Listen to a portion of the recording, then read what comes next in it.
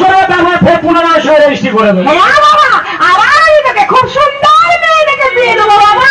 হ্যাঁ, তোরা মেয়ে দেখলে আনিকে বিয়ে করবো। এই কাল শত্রুর জন্য আর বৈরাগী ধর্ম নিতে হবে। এনে পয়সা নে তিলক। আচ্ছা বাবা, এভাবে এখানে গন্ডগোল করলে হবে না বাবা। চল না, ও লোকগুলো আসে, কোনে যাত্রী আসে, তাদের খাওয়ানোর ধরনের ব্যবস্থা করতে হবে বাবা। আয়, তোর ভাগ্যে নেই রে, কি হবে বল? ভাগ্যে ছোড়া রে, নারকেল কোথায়?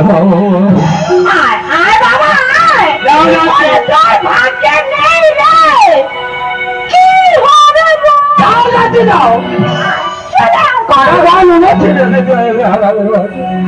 মামা বাবু, আপু এই শোল মাঝে মাঝে সুজি মেরে কোথায় যাচ্ছি?